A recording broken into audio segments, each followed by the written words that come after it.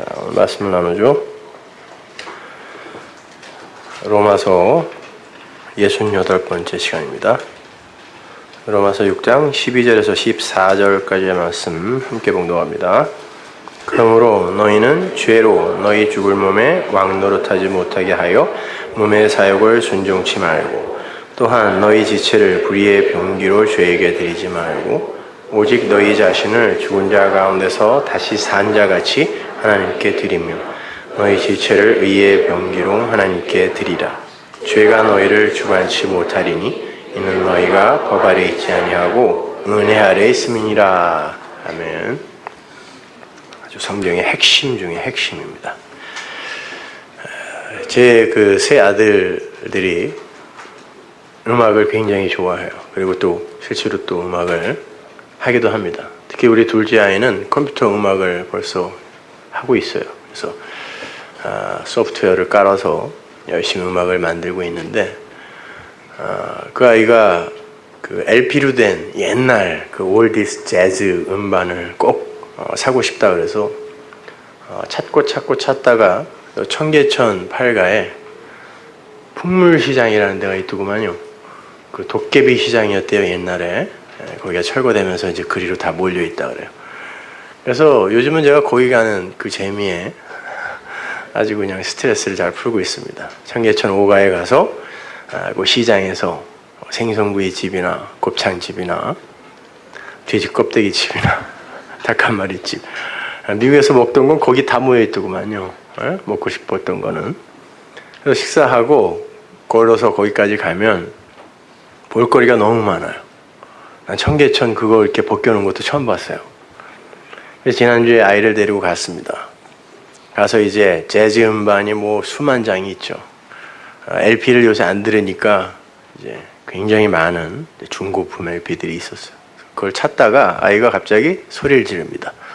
아, 아빠, 아버님, 여기에 아버님 음반이 있다는 거예요. 25년 전에 제가 출발했던 음반이 거기에 무려 3장이 있더구만요.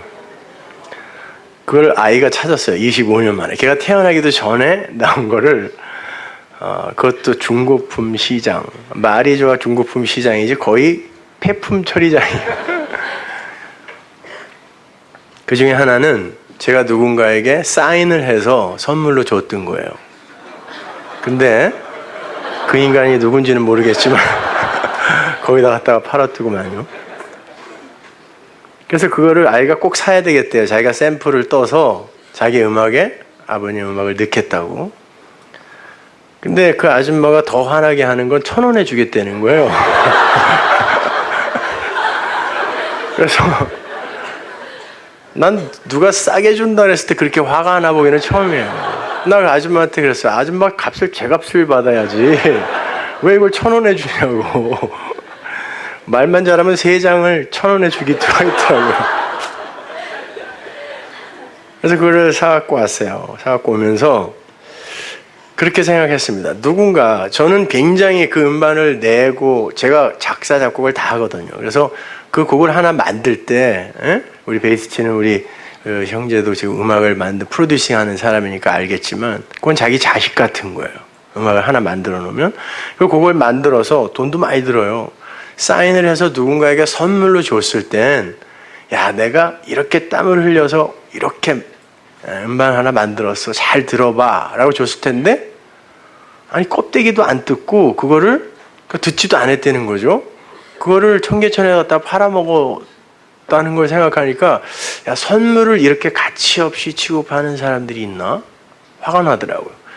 근데 하나님께서 우리에게 그런 복음, 진리를 선물로 주세요. 그런데 이 세상 인간들은 그걸 너무나 가치 없이 여겨요. 그러니까 그 말씀이, 선물이 가치가 없으니까 그냥 아무데나 아무런, 그냥 자기가 어떤 그 형식적인 의무만 행할 수 있는 그런 데 가서 그런 어떤 의무사항만 행하고 하면은 그게 예배인 줄 알아요. 그러니까 진지하지도 않고 절실하지도 않은 거죠. 가치 없는 거예요. 언제든지 가치 없이 버릴 수도 있어요. 여러분, 진리라는 건 생명입니다. 영은, 말은 생명이다 그러잖아요. 근데 그걸 진짜 생명으로 여기는 이들이 그걸 그렇게 소홀히 가치 없이 여길까요? 지금 이 시간에 이 서울 시내, 대한민국에 얼마나 많은 교회, 또 큰 교회, 시설 잘 되어 있는 교회가 많습니까? 근데 여기 와서 이렇게 더운데, 무더운데 바닥에 앉아가지고 여러분이 이렇게 이런 그 절절하게 진리를 사모하는 모습들을 좀 주위 사람들에게 이렇게 좀 나타내 주셔야 돼. 이제는 좀 그럴 때가 되지 않았나, 이런 생각이 좀 듭니다. 지금부터 한 15년 전에 제가 봤던 영화 중에 13번째 전사라는 영화가 있어요. 마이클 크라이튼이 1997년에 발표한 소설 그 시체 먹는 사람들, Eaters of the Dead라는 그 소설을 영화한 작품인데요. 그 서기 한 10세기쯤에 그 바이킹족의 전사들과 진짜 시체들을 먹었던 식인족, 그 웬돌족과의 전투를 그린 그런 영화죠. 안토니오 반데라스와 오마르 샤리프가 아주 열연을 했던 그런 영화입니다. 바그다드의 그 아랍의 시인인 안토니오 반데라스가 글도 가지고 있지 않은 바이킹족의 땅으로 유배를 가서 그 바이킹족의 전사가 돼요. 13번째 전사가 돼요. 13번째 사도처럼 13번째 전사가 되어서 웬돌족을 격파하는 그런 액션 영화예요. 그런데 그 영화 속에 아주 뜻깊은 대사가 나옵니다. 바이킹족의 전사가 되어서 웬돌족을 치러 가던 안토니오 반데라스가 잠시 쉬면서 땅에다 뭔가를 적어요. 시인이니까 뭐 시를 적었겠죠? 뭔가를 적는데 바이킹 전사들은 그게 뭔지를 몰라요. 글자가 없었으니까. 제가 뭘 하는 거지? 뭘 그리는 거지? 뭘 그리기는 그리는데 뭐 자기들이 그리던 그런 형상이 있는 그런 게 아닌 거예요. 뭘 그리고 있어요. 그래서 안토니오 반데라스에게 묻습니다. 이게 뭐 하는 거야? 그랬더니 이게 글이라는 거야. 그러니까 바이킹 전사들이 그럽니다. 아니 너는 소리도 그릴 줄 알아? 그래요. 너는 소리도 그릴 줄 알아?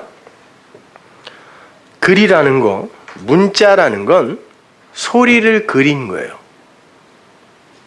그걸 좀 더 구체적으로 그리면 글에서 그림이 되는 거예요. 그 소리가 가진 그 내용을 중심으로 그 그림을 축약하면 글이 돼요. 단순히 소리만을 그린 걸 표음 문자라고 그러고 우리 한글이 표음 문자예요. 대표적인 소리 문자입니다. 그래서 소리 문자를 갖고 뜻을 설명하기는 굉장히 힘들어요. 많은 에너지가 소모되죠. 그 의미까지 함께 그린 걸 표의 문자라고 그러죠. 굳이 분리를 하자면 성경은 표의 문자예요. 왜냐하면 하나님은 소리가 없으신 분이에요. 소리가 없는 분, 그분의 것을 그리기 위해선 그분의 뜻과 마음을 그려야 되는 거죠. 근데 단순히 이걸 소리로 읽어버리면 여러분은 그걸 잘못 읽는 거예요. 하나님의 뜻, 그 마음, 그걸 아가페라고도 하고 사랑이라고도 해요. 그걸 그려놓은 게 말씀이라 그래요. 뜻을 그리는 거예요. 하나님께서 당신의 백성들에게 처음으로 문자를 준 게 시내산에서예요. 이 세상 모든 문자의 기원이 애굽 문자입니다. 그래서 하나님이 크고 많은 나라 중에 애굽으로 들여보낸 거예요. 왜? 말을 주려고요. 말씀을 주려고, 문자를 주려고 그 문자가 유일하게 있었던 애굽으로 보내는 거예요. 모세는 애굽의 왕자로서 그 문자를 알고 있어요. 당시에는 왕족이나 제사장급에서만 문자를 알았어요. 그러나 그 애굽 문자는 상향 문자, 신에게 바치는 문자였어요. 그래서 평상문으로는 사용할 수 없는 문자예요. 한마디로 형상은 있으되 그걸 알고 익히고 있는 사람도 뜻을 몰랐어요. 그냥 신에게만 바치는 거예요. 글이라는 거, 문자라는 거, 말이라는 거는. 하나님께서 그 문자를 사용하셔서 모세에게 계명을 주시는 거예요. 그러니까 모세가 깜짝 놀란 거죠. 모세는 왕궁에서 신에게 드려지는 글만 보았는데 신이 자기에게 글을 준 거예요. 말을 준 거예요. 깜짝 놀란 거죠. 말씀드린 것처럼 모세는 그 문자의 형태는 왕궁에서 익혀서 알고 있었지만 그 내용이 무엇인지는 전혀 몰랐어요. 하나님은 40일간 그를 산 위에 앉혀놓고 그 의미를 가르쳐요. 그럼에도 모세는 그 진리를 다 깨닫지 못해요. 그게 인간의 한계예요. 그럼 어떻게 해야 돼요? 그 말이 그 안으로 들어와야 돼요. 그게 구약의 새 언약이에요. 말이 들어와야 돼요. 출애굽기 34장 29절 보세요. 모세가 그 증거의 두 판을 자기 손에 들고 시내산에서 내려오니 그 산에서 내려올 때 모세는 자기가 여호와의 말씀하였음을 인하여 얼굴 꺼풀에 광채가 나나 깨닫지 못하였더라. 아론과 온 이스라엘 자손이 모세를 볼 때에 모세의 얼굴 꺼풀에 광채남을 보고 그에게 가까이 하기를 두려워하더니. 이걸 잘 이해하셔야 하는데 이걸 이해하지 못하면 바울 서신이 다 곡해되게 되어 있어요. 언뜻 보면 하나님과 이야기를 나누고 내려오는 모세의 얼굴에 광채가 나는 것처럼 보이죠? 여러분, 하나님과 하나님의 말씀을 이렇게 대하면 여러분의 얼굴에 광채가 나나요? 어떠세요? 똑같은 거예요. 그 하나님이랑 우리가 지금 만난 하나님이랑 다른 하나님 아니거든요. 여러분은 수시로 하나님과 대화한다면서요. 그러면 여러분 얼굴에 그런 광채가 납니까? 이 구절을 히브리 원문으로 보면 광채가 나는 건 모세의 얼굴이 아니라 모세가 들고 있는 증거판이에요. 얼굴 꺼풀이라고 번역이 된 오르 파님이라는 그 단어, 그 파님이 보이지 않는 것이 겉으로 나타난 걸 파님이라 그래요. 파님이라 그러고 오르가 표면을 나타내는 거거든요. 그러니까 눈에 보이지 않는 어떤 것을 나타난 것으로 준 거, 그걸 오르파님이라 그래요. 단순히 사람의 얼굴을 가리키는 단어가 아니란 말이에요. 성경에 많이 등장하는 하나님의 얼굴에 사용되는 단어예요. 내가 하나님의 얼굴 앞에서 얼굴을 배웠나니 이럴 때 쓰는 말. 하나님의 얼굴이 어디 있어요? 영인데. 그건 하나님의 나타나신 말씀, 진리의 말씀, 그걸 내가 직면했다, 깨달았다 이런 뜻이지 하나님의 얼굴을 봤다는 얘기 아니에요, 여러분. 영은 보이지가 않아요. 소리도 없단 말이에요. 거기에 등장하는 게 파님이란 말이에요. 그걸 그냥 얼굴이라고 번역을 해놓은 거예요. 보이지 않는 하나님의 실체, 그걸 보이는 것으로 나타낸 거, 하나님의 진리, 하나님의 사랑, 이걸 보이는 것으로 나타낸 거, 그게 뭐예요? 계명, 율법, 돌판이란 말이에요. 그걸 오르파님이라 그래요. 거기에서 빛이 났어요. 그런데 그 광채가 나다라는 단어도 단순히 빛이 나다라는 단어가 아니라 뿔을 내밀다, 뿔을 건네주다라는 의미예요. 뿔은 당연히 제단의 네 뿔을 이야기하는 거예요. 그거 잡으면 사는 거죠. 뭐예요? 그래서 구약 성경에 그 뿔을 말씀, 진리로 설명한단 말이에요. 그걸 잡으면 사는 거예요. 진리를 잡으면 사는 거예요. 뿔을 건네주다 이런 뜻이란 말이에요. 모세가 하나님의 그 파님을 가지고 내려오는데 그 증거판, 그 율법이 뿔을 건네주다 이런 뜻이에요. 거기에 진리가 있더라라는 뜻이에요. 모세의 얼굴에서 그냥 광채가 막 났다 이런 뜻이 아니라. 그러나 선악구조 아래에서의 아담들은 그 진리에 가까이 갈 수 없죠. 그래서 지성소가 막혀 있었던 거예요. 못 가요. 못 들어갑니다. 모세도 그 뿔을 감지하지 못했어요. 그 광채를 깨닫지 못했더라 그래요. 자기 얼굴에 빛이 나는 걸 깨닫지 못했다는 말이 아니에요. 깨닫지 못했더라. 야다라 그래요. 아론과 이스라엘도 그 진리에 가까이 가지 못했어요. 아론은 누구? 제사장. 율법은 가까이 못 가요. 이게 30절이에요. 그런데 모세가 그들을 불러서 하나님의 말씀으로 말한다 그래요. 다바르예요. 다바르, 말하다. 말을 하자 그들이 진리로 가까이 와요. 보세요. 31절 보세요. 모세가 그들을 부르니 초청하다요. 카라. 하나님의 백성을 초청할 때 쓰는 단어를 여기 쓴단 말이에요. 그들을 부르니 아론과 회중의 모든 어른이 모세에게로 오고 모세가 그들과 말하니 이러죠. 하나님의 말씀을 전하는 거예요. 말하니 그 후에야 온 이스라엘 자손이 가까이 오는지라. 가까이 오는지라. 이 단어도 사실은 함께 눕다, 하나가 되다라는 뜻이에요. 함께 누우면 하나가 되는 거예요. 그러니까 말씀을 전하니까 하나가 되더라. 모세가 여호와께서 시내산에서 자기에게 이른 말씀을 다 그들에게 말하고, 시내산에서 하나님이 진리를 설명해 줬을 거 아니에요. 문자를 처음으로 줬으니까 그걸 40일간 설명해 준 걸 다 말하고 그래요. 다 말하고 그들에게 말하기를 마치고 수건으로 자기 얼굴을 가리웠더라. 그러죠. 또 수건으로 자기 얼굴을 가렸겠어요? 그걸 가린 거예요. 그 말, 그 계명이 적혀 있는 걸 가린 거란 말이에요. 그게 오르파님이에요.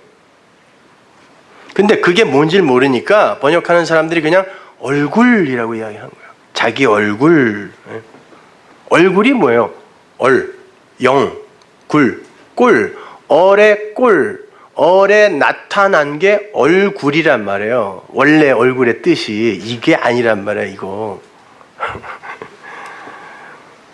자. 그러니까 이러는 거예요. 모세가 하나님의 말씀, 시내산에서 받은 하나님의 말씀을 하나님의 말로 전할 때는 계명에서, 율법에서 수건이 거쳐요. 진리가 말해지니까. 그런데 그게 진리로 말해지지 않고 그냥 파님으로 존재할 때는 수건으로 가려져 있는 거예요. 아무도 몰라요. 그리고 그 가려진 거를 그대로 보고 이게 율법이야? 이게 말씀이야? 라고 그 수건이 덮인 채로 보는 걸 율법주의라고 그래요. 그걸 벗기지 못하고.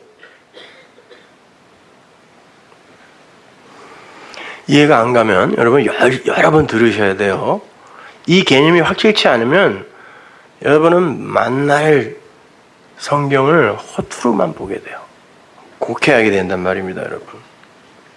그 율법, 표피적 율법의 개념은 곧 사라져 버릴 거잖아요.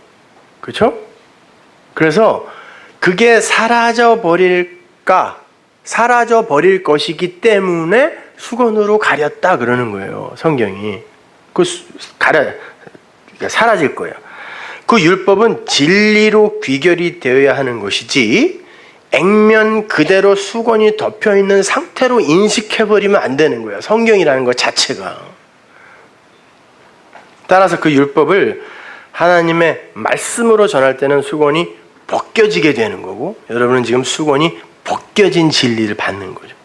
그 율법 자체로 파님의 상태로 있을 때는 수건으로 가려진 거예요. 그래서 이거 해, 저거 해, 이거 하지 마, 저거 하지 마, 이렇게 가려진 상태로 껍데기로만 보는 거죠. 무슨 말인지 아시겠죠? 하나님께서 그 돌판을 법궤 속에 감추어 두라고 하시고는 누구라도 거기 들어가면 다 죽인다 그랬어요. 만지기만 해, 다 죽인다 그랬어요. 줬으면은 그걸 열심히 가르쳐서 공부하라 그래야지, 가려놓고 상자 안에 넣어놓고 만지면 다 죽인다 그랬단 말이에요. 왜? 사람이 하나님이 진리를 주지 않았는데 자기의 힘과 노력과 지혜로 그리로 가까이 가게 되면 그게 곧 선악과요 죽음이란 말이에요. 가려놓는 거예요. 그 형국을 바울이 이렇게 설명을 해요. 고린도후서 3장 13절 보세요. 우리는 모세가 이스라엘 자손들로 장차 없어질 것의 결국을 주목치 못하게 하려고. 장차 없어질 게 뭐예요? 율법이잖아요. 그걸 주목치 못하게 하려고, 거기에만 주목하게 하지 못하게 하려고, 그건 아니니까 수건을 그 얼굴에 쓴 것 같이 하노라. 보세요. 출애굽기 34장을 잘못 이해하니까 지금 고린도서도 이렇게 해석을 할 수밖에 없는 거예요. 자기 얼굴을 가린 걸로. 그죠? 그러나 저희 마음이 완고하여 오늘날까지라도 구약을 읽을 때에, 보세요. 일관성을 갖고 잘 읽어보시란 말이에요. 구약을 읽을 때에 그 수건이 오히려 벗어지지 아니하고 있으니, 어디에서? 구약에서, 율법에서. 그 수건은 그리스도 안에서만 없어질 것이다. 오늘까지 모세의 글을 읽을 때에 수건이 오히려 그 마음을 덮었도다. 그러나 언제든지 주께로 돌아가면 그 수건이 벗어지리라. 주는 뭐예요? 큐리오스는 그리스도라고 번역을 해주잖아요, 성경이. 그러니까 여러분이 성경에서 주라는 단어가 나오면 전부 그리스도라고 바뀌어서 읽으셔야 돼요. 그리스도. 그러나 언제든지 주께로 들어가면 그 수건이 벗어지리라. 주는, 그리스도는 뭐예요?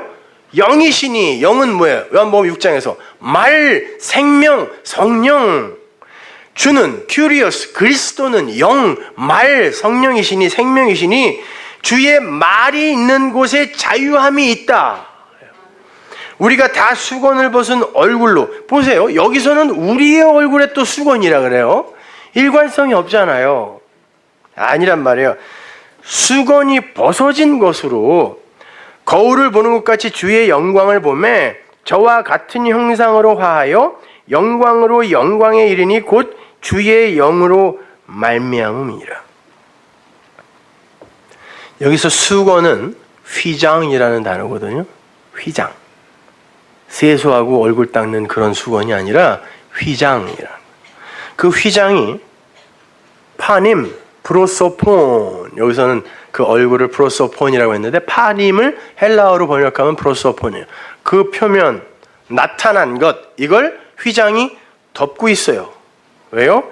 장차 없어질 것의 결국을 주목치 못하게 하려고. 여기서 장차 없어질이라고 번역이 된 카탈게오는요, 예수님이 내가 율법을 폐하러 왔는 줄 아냐? 라고 했을 때, 그죠?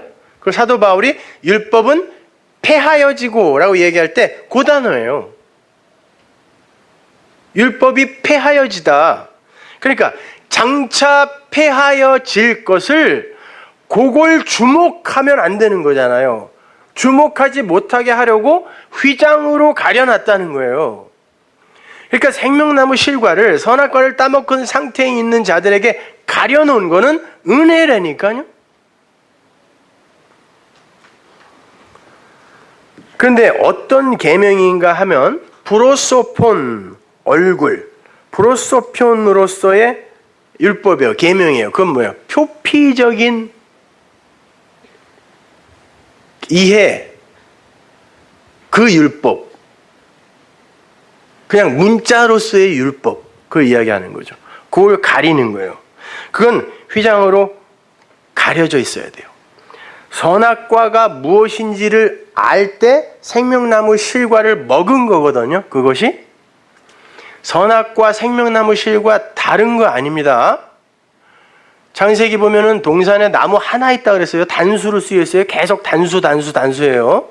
하나인데 그걸 선악으로 보게 되면은 그건 죽음의 나무예요. 먹으면 죽어요. 그런데 이게 뭔지를 알게 되면 그게 생명나무 실과를 먹는 거란 말이에요. 그것이.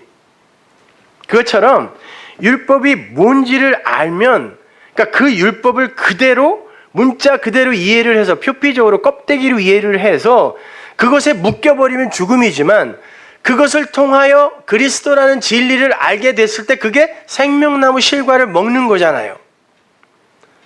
그게 가려져 있는 거란 말입니다. 그 자체가 가치가 있는 게 아니라 그 안에 들어있는 그 내용, 그 진리가 진짜 가치잖아요. 그래서 가려놓는 거란 말이에요. 선악과를 먹자마자 인간들이 가장 먼저 하려고 하는 게 뭐였어요? 손을 뻗어 따먹는 거. 이걸 탐심이라고 한다 그랬죠. 그거는 안 돼요. 그래서 가려야 되는 거예요. 완악한 마음을 가진 자들은 수건으로 가려진 율법을 그 가려진 대로만 받더라 그래요. 사도 바울이. 14절에 보시면 그 휘장은 그리스도 안에서만 벗겨진다 그래요. 그리고는 그게 구약을 덮고 있다. 구약을 덮고 있다.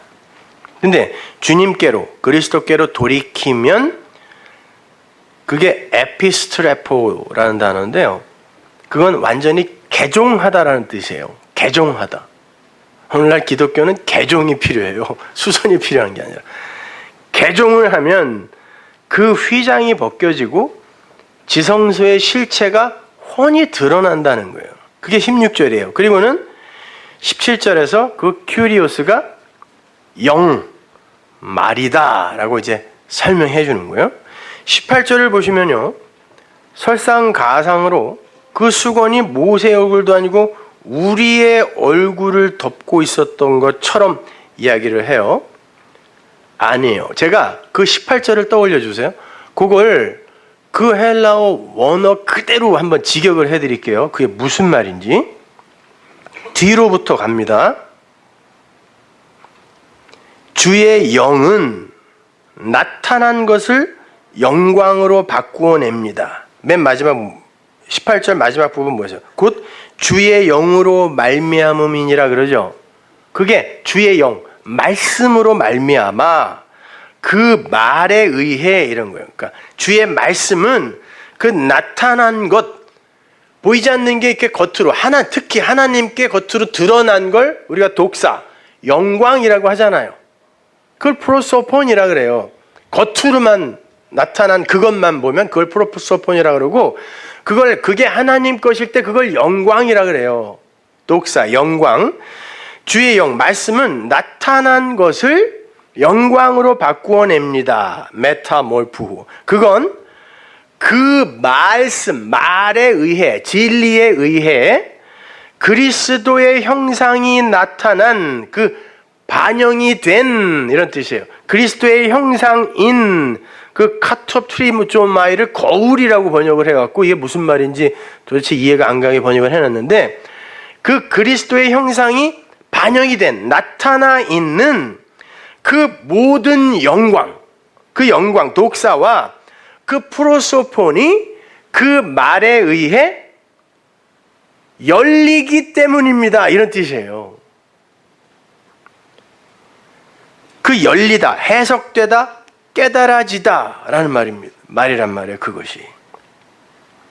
그러니까 이건 우리가 언젠가는 다 수건을 벗은 얼굴로 거울을 보는 것 같이 뭐 주의 영광을 보게 될 것이다. 이런 그런 표피적인 이야기가 아니라 우리는 그 말씀에 의해 그 휘장이 열리게 되면 그 그리스도의 형상, 그 진리가 나타난 그 영광, 그 말이 그걸 여는 거기 때문에, 말씀이 여는 거기 때문에 그 영광을, 그리스도의 그 영광이 반영이 된 그 실체로 보게 된다는 뜻이에요, 이게.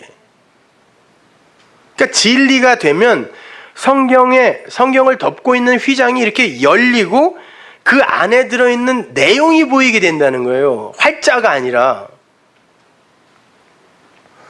여러분이 그 내용을 모르고 그 활자로 큐티 만날 해봐야 아무 소용없어요. 한자를 읽더라도 그걸 그리스도 예수라는 진리로 해석을 할 때 그게 여러분 거예요. 그게 진짜 가치 있는 거란 말입니다, 여러분. 여기서 수건을 벗다라고 번역이 되어 있는 아나칼립토라는 단어는요, 아나가 이제 반대니까 그 칼립토라는 단어에다가 이제 접두어를 붙인 거잖아요. 그 단어가 쓰인 곳을 제가 찾아드리면 여러분이 조금 이해가 쉬울 거예요. 고린도후서 4장 3절 보세요. 만일 우리 복음이 가리웠으면 망하는 자들에게 가리운 것이라. 이게 칼립토예요. 여기다가 아나칼립토, 아나를 붙여버리면 수건을 벗다예요. 그러니까 수건은 어디를 덮고 있는 거였다? 말씀을 덮고 있는 거예요. 모세의 얼굴을 덮고 있는 게 아니란 말입니다. 복음은 원래 우리 모두에게 다 가려져 있던 거예요. 그런데 그리스도의 영, 그 진리를 받은 이들에게만 열려지는 거예요. 그리고는 그들만 그래 이거야, 이런 거야 라고 하고 있고 그걸 모르는 대다수의, 우리 수요일날 찾아봤죠. 대부분이, 그것도 예수를 믿는다고 하는 대부분이 그렇게 열려있는 자들을 가리켜서 야, 참 지들만 예수 믿어? 이렇게 얘기한다는 거예요. 그러니까 점점 얘기를 안 하게 되는 거죠. 상대를 안 하게 되는 거예요. 그리고 아무 데나 가서 함부로 말하기도 싫어요. 어차피 이해 못할 거니까.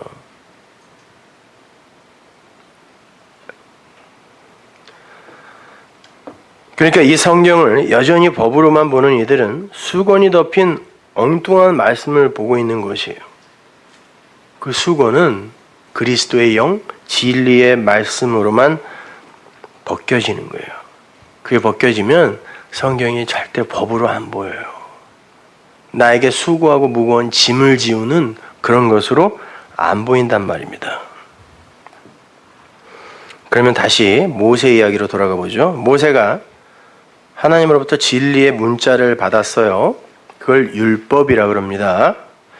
크게 포괄적으로 성경이라고 해도 돼요. 그런데 그 글자는 아무도 모르는 글자였어요. 모세도 몰랐습니다. 그래서 하나님께서 모세에게 뭐라 그러냐면 여호수아에게 내가 한 말을 외워 들리라 그래요.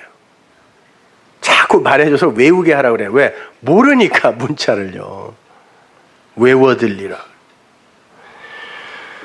그래서 하나님은 그 문자를 하나하나 가르쳐 준 거예요. 그러나 그건 선악 구조 속에 인간의 마음에 담길 수 없는 하늘의 진리예요. 그래서 하나님은 모세에게 당신을 나타내실 때 당신의 이름을 여호와라 그래요. 여호와라는 그 단어는요, 그건 진짜 하나님의 이름이 아니에요. 하나님의 이름이 어디 있어요? 그건 하야동사에서 나온 건데 그걸 그냥 파자하면 내 말을 네 말로 쓰자가 여호와예요. 그러니까 여호와는 그분을 진리로 설명할 수 있는 이가 없으면 성립이 안 돼요. 내 말을 네 말로 쓸게. 네 말을 통하여 내 말, 진리를 설명할 거야. 이걸 여호와라 그래요. 히브리어가요. 그래서 모세에게 나타나면 하나님이 여호와라 그래요. 자기를. 내 말을 네 말로 쓸게. 모세가 그러죠. 난 말이 없는데요. 말이 어눌한데요. 내 말을 네 말로 쓸게. 걱정하지 마. 그런 그림이 괜히 나와 있는 거예요. 모세가 말이 굉장히 어눌했나 보다. 이런 거를 우리한테 알으라고 쓴 게 아니라 말이에요. 원래 히브리어는 자음밖에 없었다 그랬죠. 모음의 역할을 하는 자음이 있긴 했지만 그것도 나중에 생긴 거예요. 히브리어 모음은 AD 7세기경 히브리 학자들이 아이들에게 말을 가르치기 위해 모음을 만들어서 붙인 거예요. 그러니까 원래 모음이 없어요.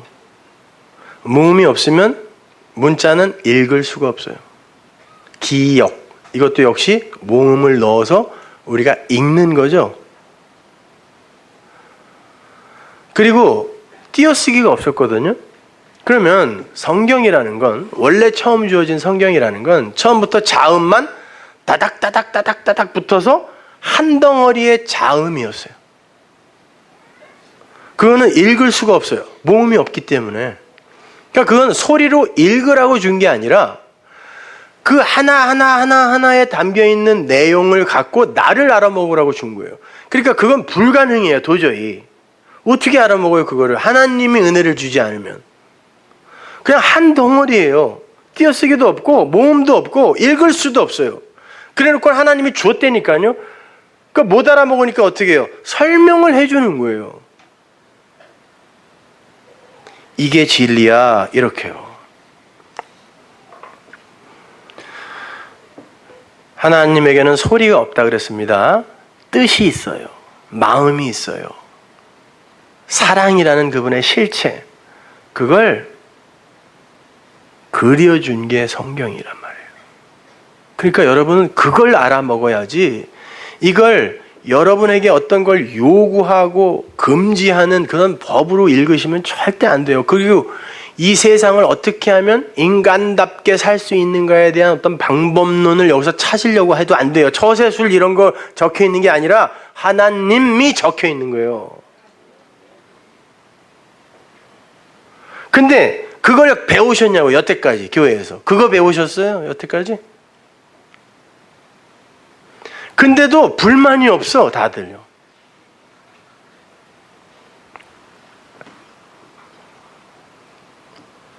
하나님은 당신의 뜻을 육의 눈으로 볼 수 없게 휘장으로 감추어뒀다고 하는데 다들 그걸 보고 있다 그래요. 아니야, 나 보여. 야, 성전이 저기 저렇게 있는데 껍데기만 보는 거예요. 예수님이 그들을 뭐라 그래요? 본다고 하는 자는 소경이에요. 그들을 소경 만들어 버릴 거야 그러잖아요. 그게 진짜 소경이야 그래요.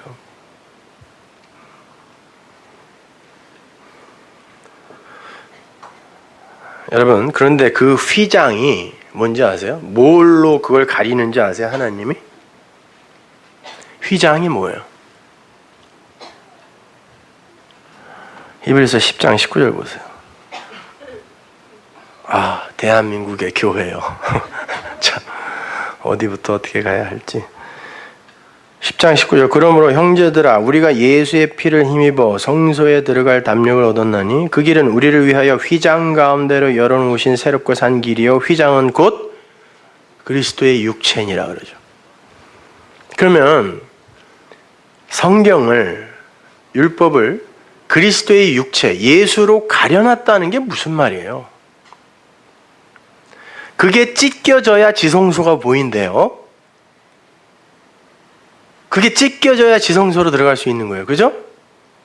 그러면 율법, 성경, 진리를 예수로 가려놨다는 게 도대체 무슨 말일까요? 이건 예수님이 찢겨져야 우리가 구원을 받고 우리의 죄가 사해진다. 단순히 그 정도의 이야기가 아니라 그 섬김의 대상인 우리는 어떤 걸 주면 금방 그걸 내 섬김의 대상, 우상으로 끌어당기는 재주가 있어요. 모든 인간이 다 그래요. 모든 아담들이. 니들이 갖고 있는 그 우상으로 하나님이 그러죠. 나를 다른 신으로 섬기지 마가 십계명 1계명이에요. 나를 우상으로 다른 신으로 섬기지 마. 나는 나야. I am who I am. 그런데 그 예수를 그 안에 들어있는 진리이신 하나님으로 보고 그걸 내 마음에 새기는 게 아니라 얼마나 아프셨을까? 그분이 나를 위해 죽으셨대. 그게 나랑 무슨 상관인데? 이런 내 섬김의 대상으로, 그리고 감동받는 대상으로, 내가 칭찬하는 대상으로 갖고 있을 때 여러분은 지성소를 못 본다는 뜻이에요. 그걸 찢었을 때, 그 예수가 죽었을 때, 모든 종교인들의 그 종교심이라는 게 찢어질 때 비로소 진리가 보이는 거예요. 그래서 그걸 예수로 가렸다고 하는 거예요. 그걸 바울이 어떤 이들에게는 예수가 걸림돌이에요. 거기에 걸려 넘어진다 그러는 거예요. 사도 바울이. 예수에게 걸려 넘어진다. 여러분, 이건 굉장히 어려운 개념이에요. 예수 믿는 거, 진리를 깨닫는 게 쉽지 않아요, 여러분.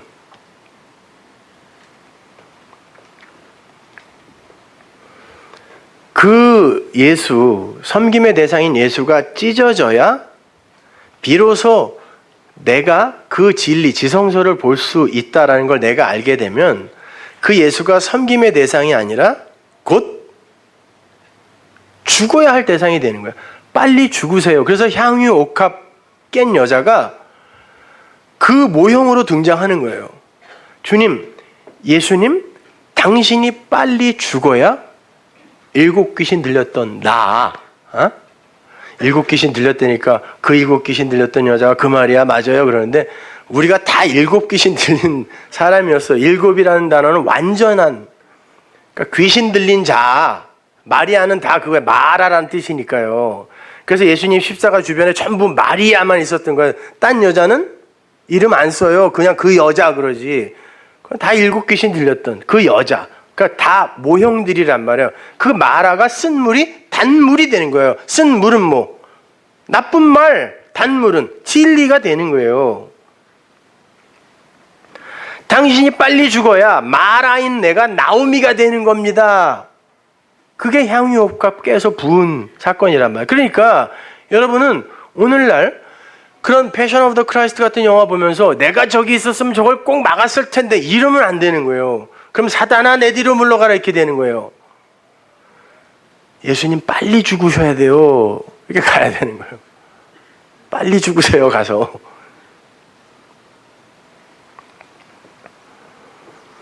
생각해 보세요. 여러분 아브라함에게 하나님이 약속의 자손을 주셨죠. 그게 누구예요? 이삭. 근데 이삭을 주기 전에 하나님이 약속의 후손을 먼저 약속하셨단 말이에요. 그 말은 아브라함이 믿음의 조상이니까 교회의 대표잖아요. 내가 너를 내 후손, 내 아들, 내 약속의 후손으로 만들 거야 라는 말이었는데 아브라함이 못 알아보니까 아들을 주실래나? 그러니까 그래 네 수준으로 내가 설명해 줄게. 그리고 약속의 후손을 모형하는 이삭을 준 거잖아요. 그러면 그 이삭이 의미하는 바가 뭔지를 알았으면 이 모형은 나에게 소중한 게 되면 안 되는 거예요. 그래서 하나님이 죽여라 그랬더니 네 하고 휘파람 불고 간 거라니까요.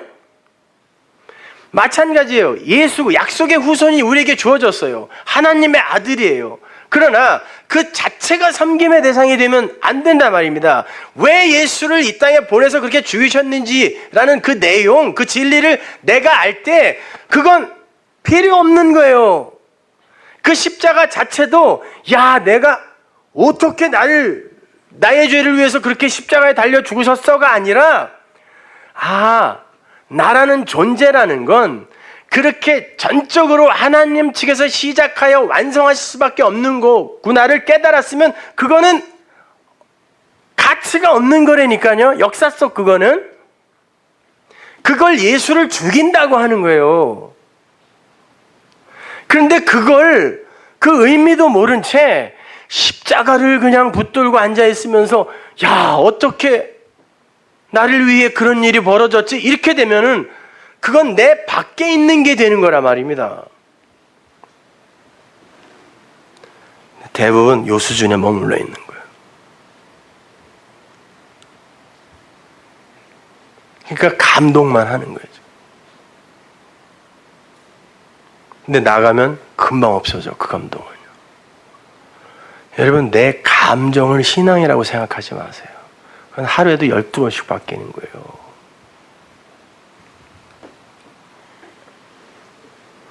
예수님은 율법으로 이 땅에 오셨어요. 그렇다면 예수님이 하신 말씀은 전부 율법 아래에 주신 말씀이에요. 우리는 그 말씀 속에서 진리신 예수를 끌어내야 되는 거란 말이에요. 그러니까 십자가 이전의 예수는 율법이라는 껍질로서의 예수고 부활하셔서 우리 안에 그리스도의 영으로 들어오신 그분이 내용이란 말이에요. 그래서 우리가 예수라고 편하게 부를 때 우리는 그리스도 예수를 이야기해야 하는 것이지 십자가 지기 이전에 그 예수, 죽어야 할 예수를 이야기하면 안 되는 거란 말이에요. 그러니까 우리는 그리스도인이 되는 것에 초점을 두어야지 예수를 믿는 것에 목숨을 걸면 안 되는 거예요. 예수를 믿는다는 게 뭐냐고요, 도대체가. 그리스도를 믿는 게 뭐냐고요. 왜 성경이 그리스도들, 크리스토스라는 단어를 왜 복수로 자주 이렇게 쓴다 그랬어요? 그게 그리스도가 된 교회, 그리스도가라는 게 다른 말이 아니에요. 기름 부음 받은 자, 기름은 뭐 성경에서 말씀, 진리를 갖고 있는 자, 품고 있는 자를 기름 부음 받았다 그래요. 그걸 그리스도라고 그래요. 그 진리를 다른 이에게 전해줘서 그들이 또 그 진리로 살아나는 일을 하는 게 그리스도예요. 그래서 그리스도들이라는 거예요. 그 그리스도인이 되는 것, 그것이 우리의 목적지여야지 예수를 섬기고 믿는 것이 거기에 그 수준에 멈춰 있으면 안 되는 거예요. 근데 그 그리스도가 되는 것이 무엇인지 모르고 가르침을 받은 적도 없으니까 그냥 어떻게 믿어야 잘 믿는 거지에만 몰두하는 거예요.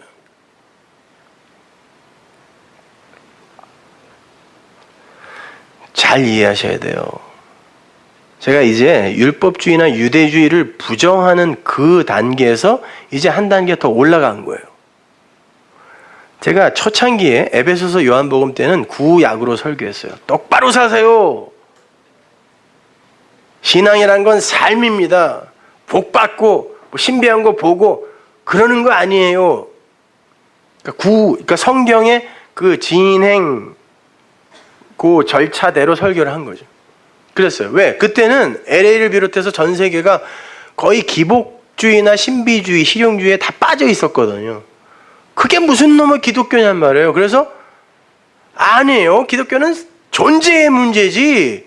그렇게 무슨 내가 뭘 해서 복 받고 이런 거 아닙니다. 그리고 제가 비유, 창세기, 사도행전에서는 그래, 그렇게 사니까 진짜 사라지던가요? 를 물을 거예요. 그렇게 사니까 진짜 사라져요? 애를 써보긴 써보는데 한 방에 무너지고 계속 제자리야. 그러면 이제 어떤 방법이 있을까요? 그게 로마서 산상수훈이에요. 이제 그 단계로 지금 제가 올라간 거거든요. 여기가 끝이에요. 어떻게 해야 돼요? 내가 진리가 돼야 돼요. 그게 내 마음에 법이 새겨졌다라고 하는 거예요. 마태복음 24장 1절 보세요. 예수께서 성전에서 나와서 가실 때에 제자들이 성전 건물들을 가리켜 보이려고 나오니 대답하여 가라사대 너희가 이 모든 것을 보지 못하느냐? 내가 진실로 너희에게 이르노니 돌 하나도 돌 위에 남지 않고 다 무너뜨리우리라. 예수께서 감람산 위에 앉으셨을 때 제자들이 종용이 임하서 가로되 우리에게 이르소서 어느 때에 이런 일이 있겠사오며 또 주의 임하심과 세상 끝에는 무슨 징조가 있사오리까? 예수께서 대답하여 가라사대 너희가 사람의 미혹을 받지 않도록 주의하라. 많은 사람이 내 이름으로 와서 이르되 나는 그리스도라 하여 많은 사람을 미혹해 하리라. 예수님께서 모형으로서의 옛 성전에서 나오세요. 예수님은 바로 그 옛 성전으로 이 땅에 오신 거죠.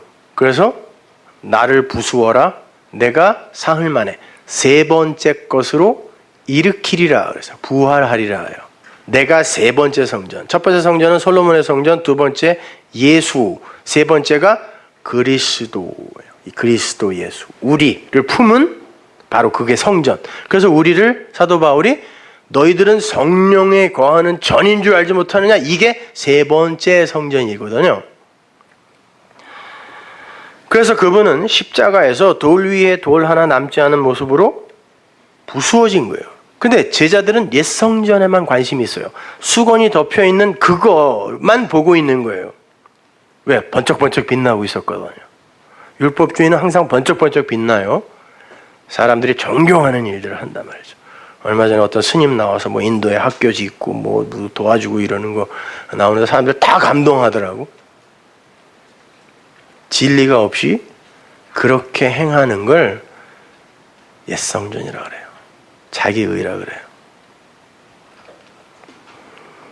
주님께서 말씀하세요. 어찌하여 그 진리를 보지 못하고 껍데기만 보고 있느냐? 2절에 그러죠.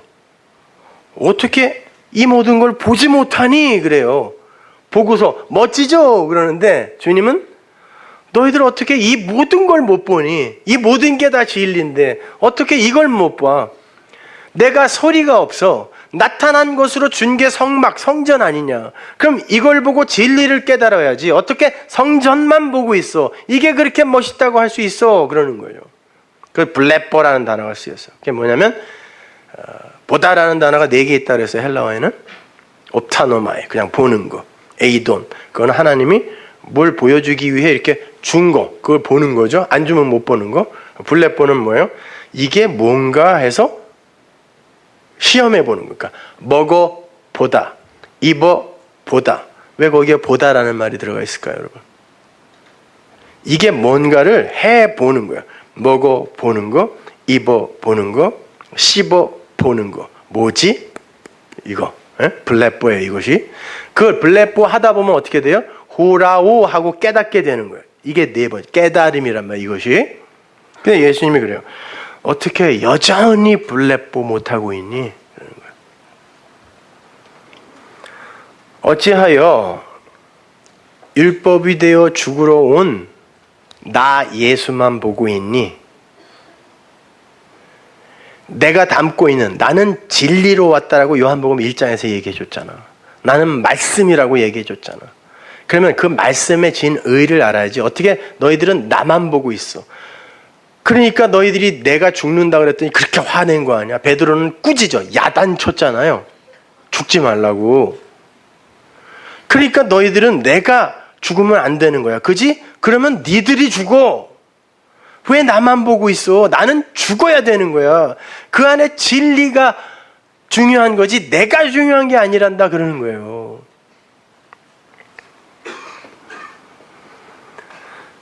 (3절을) 보면요. 감람산이라는 장소가 나오죠. 그 감람산이라는 건 단순히 산의 이름이 아니에요. 지금도 그 감람산은 없어요. 사람들이 그냥 아무 산이나 찍어서 이렇게 이름 붙여놓은 거지. 관광지로 삼으려고. 그 기름의 그 산이거든요. 이 호로스가 뭐라고 했어요? 성전이라고 그랬죠. 성경에서 항상 거기에 관사가 붙으면. 근데 그 기름의 그 산은 뭐예요? 그 진리로서의 그 산, 진리로서의 성전을 이야기하는 거예요. 제자들이 그 옛 성전 껍데기만 보고 이거 보세요. 멋있지 않아요? 그러니까 그때마다 예수님이 어디로 가냐면 감람산으로 간다 그러죠. 그건 그 기름의 그 산이라는 거예요. 그 말씀으로서 이야기를 하시기 위해 어디에 앉으실 때 항상 감람산 그러는 거지. 산꼭대기로 뭐 얘기할 때마다 끌고 올라간 거 아니란 말이에요. 그 기름의 그 산, 진리를 설명해 주기 위해 예수님이 성전에 앉으신 거예요. 그 진리의 선포 자리에서 제자들이 물어요. 이 세상의 마지막 징조로 나타나는 일들이 어떤 게 있습니까? 그랬더니 많은 이들이 나는 그리스도라고 해서 많은 사람들을 미혹하는 게 마지막 때의 징조다. 그래. 이 말은 어떤 이들이 많이 나타나서 내가 그리스도다, 내가 그리스도다 이런다는 말이 아니에요.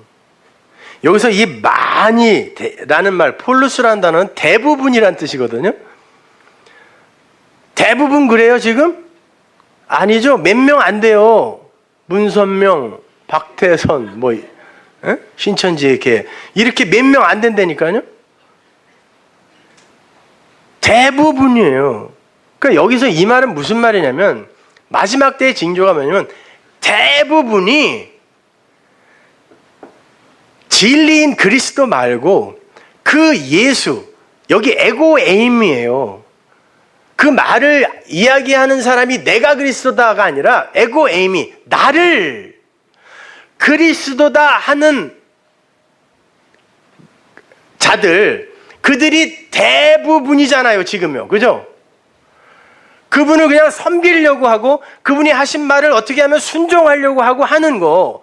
나를, 이 예수를, 나는 죽어야 되는 건데 옛성전, 지금 옛성전에서 감람산, 그 기름의 그 산으로 진리로 이야기를 하시는 예수님이 나를, 무너져야 하는 나를, 무너진 이후에 내가 무너지고 이게 찢겨져야 진리가 보여져야 되는데 그 그리스도다, 나를 그리스도다 하는 대부분이 그렇게 믿게 될 때 그때가 마지막 때다 그러는 거예요.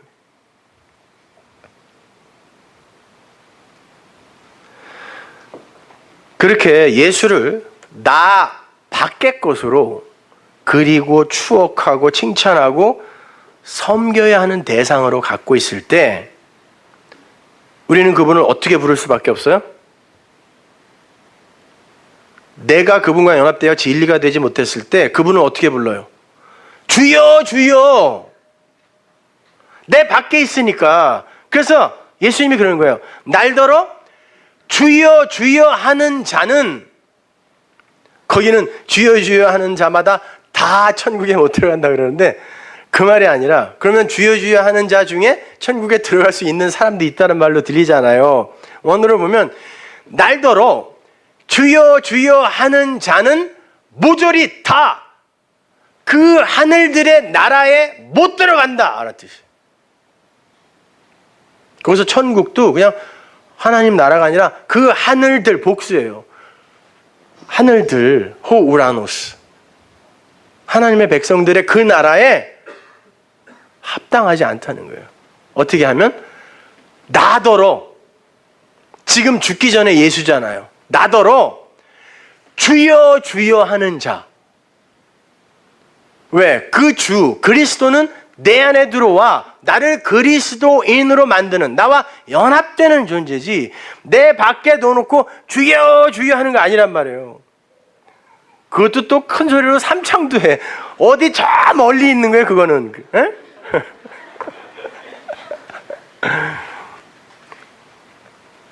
그들은 어떻게 된다? 마태복음 7장 21절 보세요. 나더러 주여 주여 하는 자마다 천국에 다 들어갈 것이 아니요 다만 하늘에 계신 내 아버지의 뜻대로 행하는 자라야 들어가리라. 직역을 해드리면, 내 안에서 말하는 모든 자는, 말이라는 로고스가 있다고, 내 안에서 말하는 모든 자는 절대로 주여 주여 할 수 없다. 주여 주여 하는 자들은 절대로 그 하늘들의 그 나라로 빨려 들어갈 수 없다 예요. 직역을 하면 절대로예요. 기필코 절대 못 들어간다. 하나님이 주신 진리의 말을 가진 자는 절대로 주를 밖에서 찾지 않는다는 말이에요. 그리고 그 다음 내용이 이래요. 반대로 그 하늘들의 그 나의 아버지 그 뜻이 되는 자하고 끝이에요. 이게 어디로 연결이 되냐면, 그래야 그 속으로 빨려 들어갈 수 있다.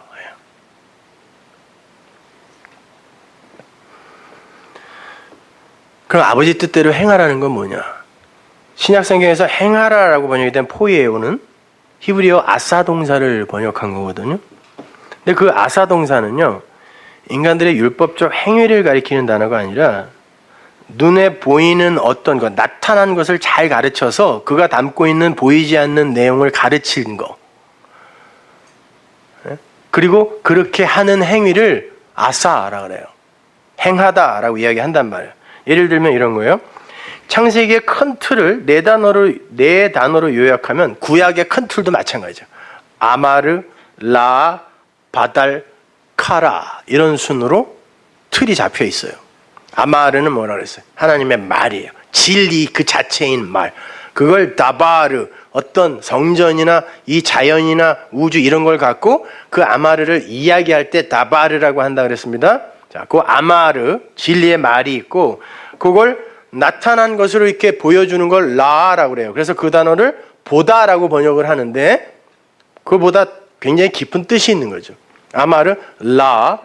그러면 이렇게 보여진 것으로, 아, 이게 그런 거구나라고 깨달을 때, 구별할 때 그걸 바달이라고 그래요. 그걸 거룩이라고도 번역하는데, 바달. 아, 그거구나. 구별하는 거예요. 바달. 그리고 그걸 구별해낸 그 사람을 카라, 초청하는 거예요, 하나님이. 이렇게 되거든요. 성경 전체가 이 구조예요. 근데 그 라에서 바달로 구별하는 거. 그러니까 눈에 보이는 것으로 이렇게, 오, 이게 그거였어. 보이지 않는 그걸 담고 있는 거구나. 라고 했을 때, 그 바달의 단계로 그 넘어갈 때, 그 행위, 그리고 그렇게 만들어주는 행위를 아싸, 행하다라고 해요. 그러니까 성경에서 행하라라고 하는 건 이런 거예요. 희생제사를 행하라. 아싸. 희생제사를 행하라라고 했을 때 그냥 수건이 덮인 율법으로만 보면 죽어라고 그거 해야 되죠. 해야 되죠. 율법이니까. 희생제사 행하라 했으니까 아싸. 그러나 이걸 휘장이 벗겨진 상태에서 보는 사람은, 아, 영단번에 드려진 그 그리스도 예수의 희생제사로 말미암아 우리가 드릴 희생제사는 이제 다 없어진 거구나. 그러니까 우리는 희생제사 드리면 안 되는 것이지 라고 알아먹었을 때, 그리고 그걸 알아먹게 해주는 그걸 아싸, 행하다 그래요. 그걸 하나님의 뜻을 행한다라고 하는 거예요. 우리가 이번 수요일에 공부할 텐데, 하나님이 우리에게 맹세하지 말라 그랬지만 어떤 데서는 맹세하라 그랬어요. 거기에서의 하라가 뭐냐면 아싸예요. 맹세가 되어라라는 거예요. 내가 무슨 맹세했어요? 하나님이 무슨 맹세했어요? 먼지에 불과한 너희를 내 영, 호흡, 말을 넣어 하나님과 방불한 그리스도인 만들어 나와 영원으로 살게 하겠다가 하나님의 뜻이잖아요. 그게 맹세였잖아요. 난 그렇게 할 거야. 그래서 창세기에서도 7번 말한 거예요. 난 그렇게 할 거야. 그게 맹세예요. 서원이에요. 하나님의 서원. 그 맹세대로 되어라가 행하다예요. 아싸라 말이에요. 그러니까 그 맹세, 행함의 주체는 하나님이고 그분이 끌고 가시는 그 과정 속에서 끌려가는 그 행함 속에 들어있는 게 우리란 말이에요. 그러니까 성경에서 이거 해라 저거 하지 말아라 라는 그 말을 전부 그냥 그렇게 껍데기로만 보게 되면 여러분 머리 터져서 죽어요. 그래서 다 포기한 거예요. 이렇게 안 하잖아요. 솔직히 몇 개만 하고 못한다니까요. 그거는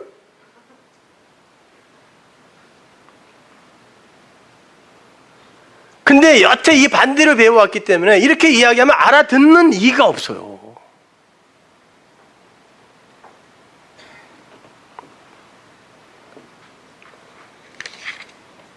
진리가 되는 거예요, 여러분. 내 아버지의 뜻대로 되어지는 자가 그 나라에 들어간다라고 이야기하는 거란 말이에요.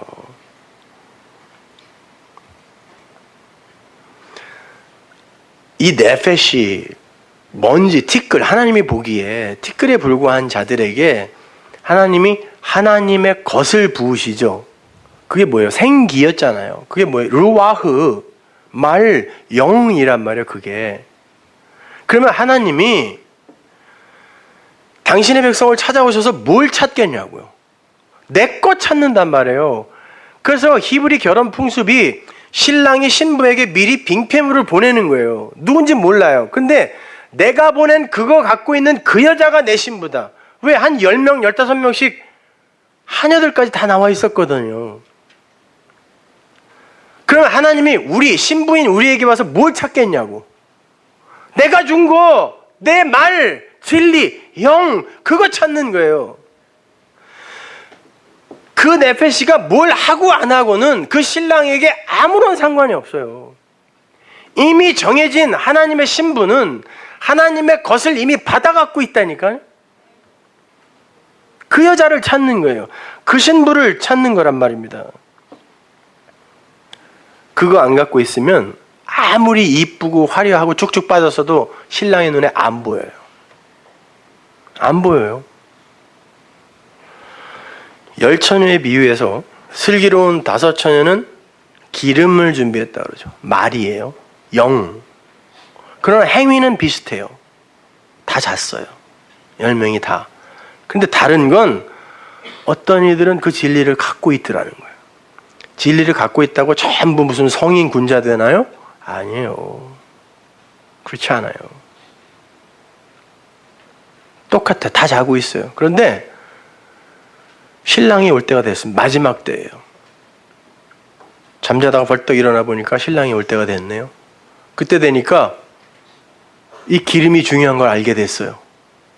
그 하데스에서 그 부자가 그러잖아요. 아, 내게 중요한 건 그 물이었네요. 손가락에다가 물 조금 찍어서 혀에다가 좀 대주세요 그랬잖아요. 그래서 기름, 이거 어떻게 해? 기름. 그래서 기름을 가진 사람에게 빌려달라 그랬어요. 진리가 빌려줄 수 있는 거예요? 못 빌려줘요. 그래서 못 준 거예요. 아니, 하나님이 슬기롭다라고 칭찬해 준 여자가 그런 것도 안 빌려주면 안 되죠. 빌려주기 싫어서가 아니라 못 준 거예요. 못 주는 거예요, 그거는요. 그때 슬기로운 여자들이 뭐라 그래요? 장사하는 데 가서 사와 그래요. 장사하는 집. 옛 성전이에요. 그랬더니 이 여자들이 또 가네요. 살 수 있는 건 줄 알고. 그래? 장사하는 집에서도 그거 살 수 있는 거야? 그리고 끝이에요, 그 여자들은. 못 사는 거예요. 장사하는 집에서는 절대 그 진리 못 받아요.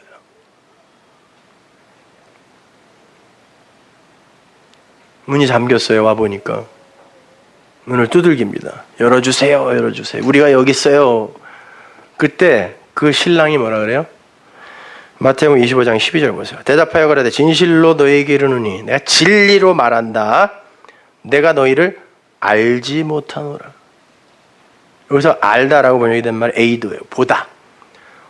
나 니네 못 봤는데? 이런 말이에요. 같이 자고 있었잖아요. 신랑이. 나 못 봤는데? 그러는 거예요. 안 보여요. 그럼 하나님 눈에 보이지도 않는 것들이 진짜 귀중한 존재들일까요? 우리 먼지들이 봤을 때 이 먼지들이 인본주의니 무슨 뭐 인권이니 하면서 중요하게 보이지만 하나님 눈에는 그렇게 안 보인단 말입니다. 꼭 인본주의에 빠진 인간들이 이런 얘기하면은 저런 피도 눈물도 없는 이렇다니까요. 아니 그건 자기가 그렇게 귀중한 존재라는 걸 전제하고 있는 거예요. 그죠? 그러니 나와 같이 똑같이 존귀한 저들도 인권을 보장해달라는 거 아닙니까? 근데 어떤 놈이 와서 하나님의 은혜, 믿음, 진리가 없으면 쓰레기다 그러니까 자기한테 하는 소리 같거든요. 진리 없으면 그냥 네페시예요. 생명 없는 시체입니다. 그걸 하나님이 왜 사랑해야 돼요? 예? 여러분은 정말 사랑받을 자격이 있습니까? 이 넓은 우주에 이 우주를 만든 분이 여러분을 찾아내야 돼요? 모르는 척 하는 게 맞아요. 그분이 얼마나 크신 분인지 안다면. 근데 이 선악과 따먹은 아담들은 자기가 신이거든요. 그러니까 진리를 못 받는 거예요.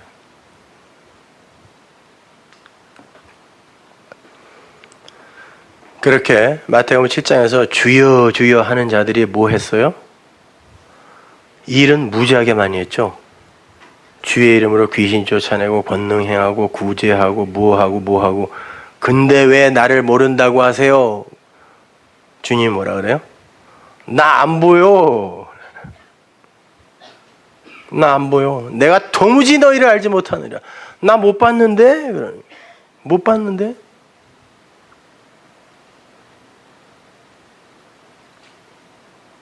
그게 중요한 게 아니에요. 아니 여러분이 이 인간 세상에서 사니까 인간답게 사세요. 제발 불교인들보다 이슬람 교인들보다 더 인간답게 사세요. 그러나 그것으로 여러분의 가치를 주장하면 안 돼요. 그렇게 살지 말라는 거 아니에요. 이왕이면 법륜인지 뭔지 그 스님보다 더 열심히 우리 남들 도우면서 삽시다. 왜 그런 걸 안 해요? 하자니까요. 제가 그거 하지 말라 그랬어요? 하잔 말이에요. 착하게 사세요. 제가 하지 말라 그래서 안 하는 거예요, 지금? 제가 하자고 이렇게 확 선동을 안 해줘갖고 지금 안 하고 기다리고 있었던 거예요? 뭐예요? 관심이 없었잖아요, 애초에. 근데 왜 모든 걸 다 내 잘못으로 돌리냐고. 내가 하지 말라 그랬다고. 아니라니까요, 하세요.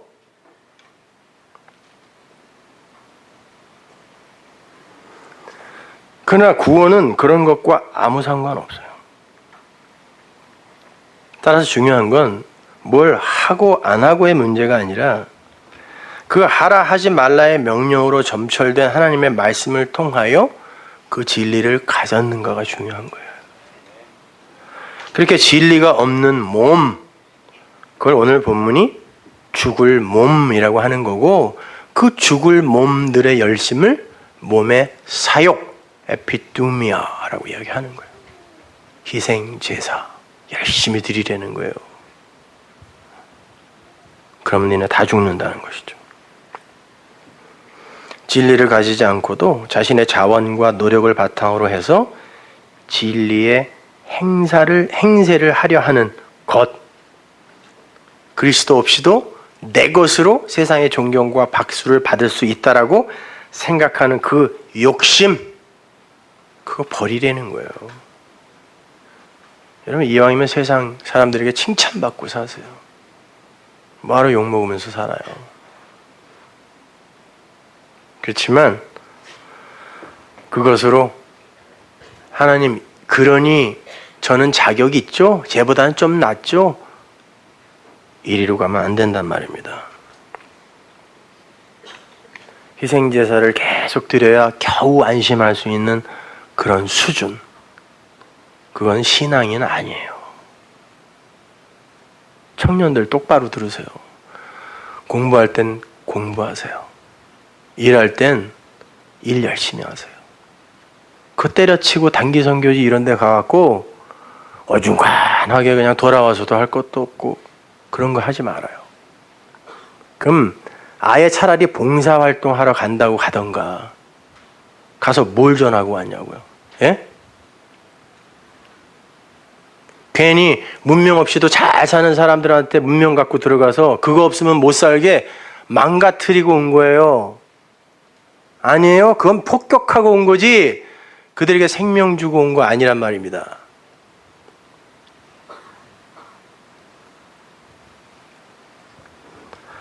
오늘 본문에 등장하는 죄라는 단어, 하마르티아라는 단어는 관역을 벗어나다라는 그 사전적 뜻을 갖고 있지만 그걸 분석을 해보면 하라는 부정접두어에 말티오, 증인, 증거라는 뜻이 합쳐진 합성어예요. 그럼 뭐겠어요? 죄라는 게. 말이 안 되는 진리가 아닌 것을 갖고 엉뚱한 관역 찾아가는 게 죄예요. 에? 말도 안 되는 말. 야, 말도 안 되는 소리 하지 마. 이게 다 진리예요. 그 말도 안 되는 소리 가지고 말이라고 우겨? 이거. 에이, 참, 이심전심인 사람만 없네요. 모든 게 다 진리를 담고 있는데 사람들이 못 알아먹는 거예요. 말도 안 되는 소리 갖고 말이에요.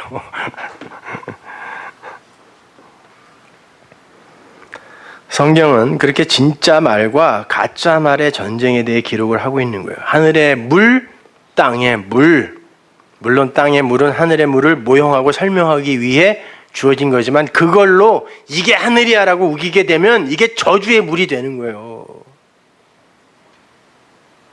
그래서 처음 문자를 받은 모세와 애굽의 모세들이 전쟁하는 거예요. 이게 출애굽기예요. 여러분, 모세라는 이름은 건져낼 자죠.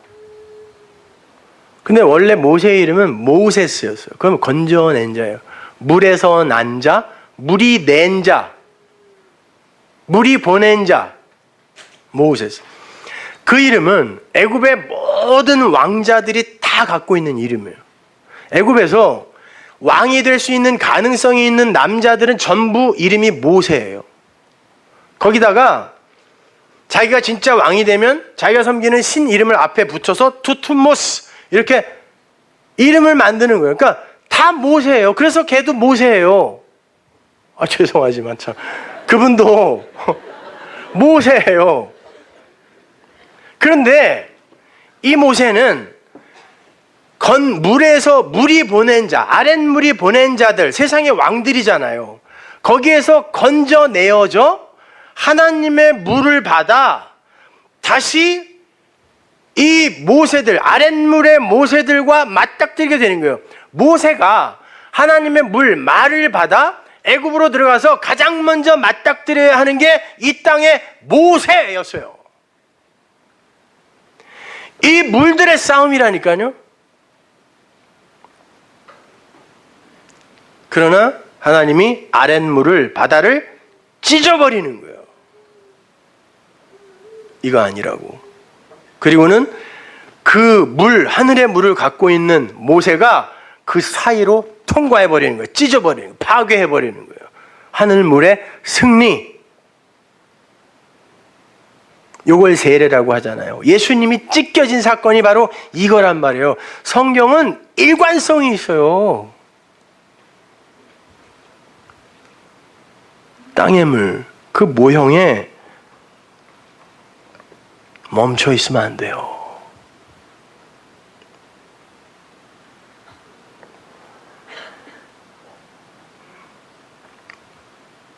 하나님은 그 땅의 물, 그걸 휘장이라 그래요.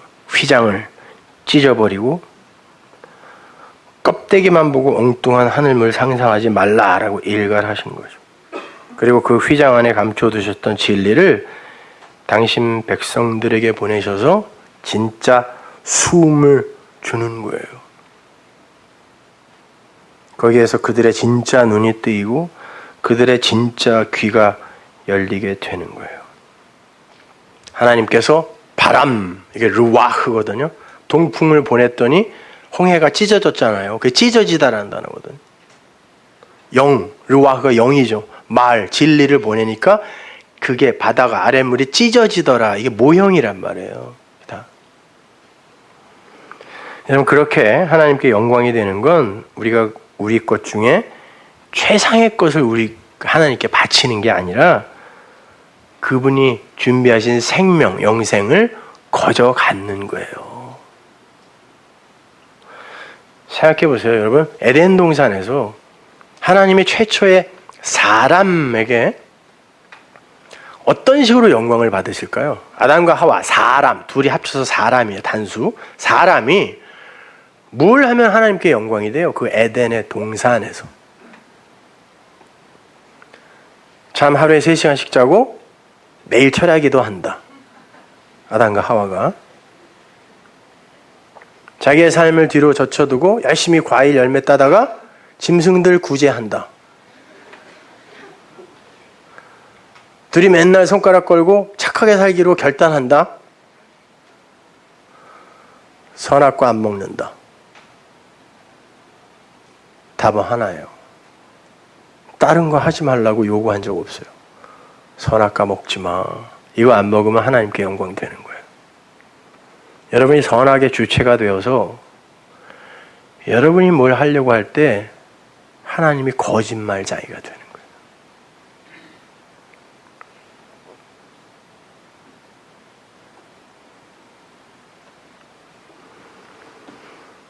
따라서 성도는 다른 거에 신경 쓰기 이전에 하늘의 물, 그 12가지 실과 그의 아들이라고 했죠.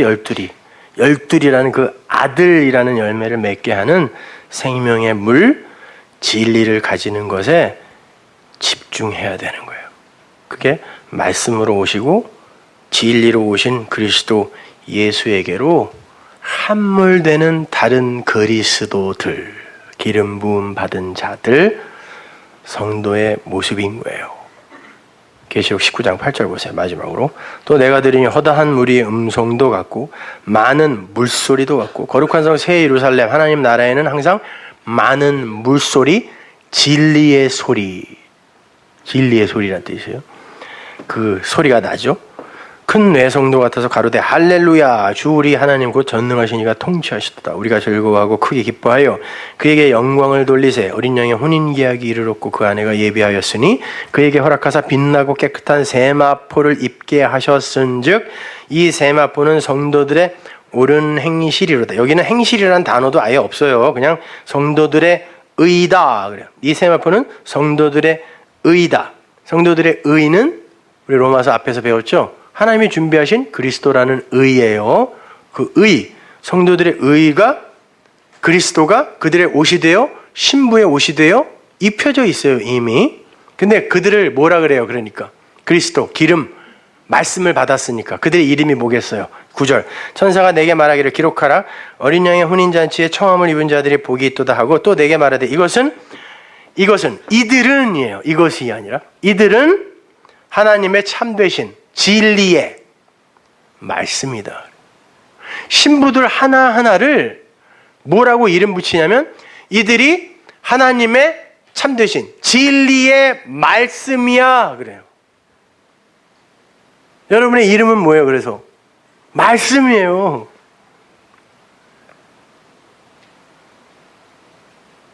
진리란 말이에요, 여러분이. 그러니까 하나님의 약속이 내 안에서 성취가 되고 이루어지는 자로 사는 게 성도지, 그 약속이 이루어지는데 일조를 하는 자로 살겠다고 하는 게 성도가 아닌 거예요. 성도는 그렇게 하나님의 뜻과 하나님의 마음을 삶으로 그려내는 자예요. 근데 하나님의 뜻이 뭐라 그랬어요? 네페시, 먼지에 불과한 것, 그들 안에 진짜 중요한 하나님의 숨, 호흡, 르와흐, 푸뉴마, 영을, 말을, 진리를 넣어 그를 하나님과 방불한 하나님의 아들로 만드는 게 하나님의 뜻이니까 그게 여러분 안에서 이렇게 여러분이 삶으로 그려내야 하는 말, 글이라면 여러분의 삶이 어떻게 돼야 되겠어요? 여러분은 쇠하고 그 진리가 흥하는 그런 모습으로 삶이 그려져야 돼요. 그게 말씀들의 삶이에요. 이해가 가세요? To be continue. 기도하겠습니다. 하나님 은혜를 감사합니다. 아버지 하나님, 하나님의 말씀이 실종되고 곡해되어지고 오해되어지고 있는 이 시대에 하나님 우리에게 이렇게 진리를 나눌 수 있는 시간과 기회를 허락해 주심을 감사합니다. 이게 얼마나 복되고 가치 있는 시간인지 우리 마음속에 새겨주셔서 더욱더 진지한 신앙생활을 할 수 있게 도와주시옵소서. 예수님의 이름으로 기도합니다. 아멘.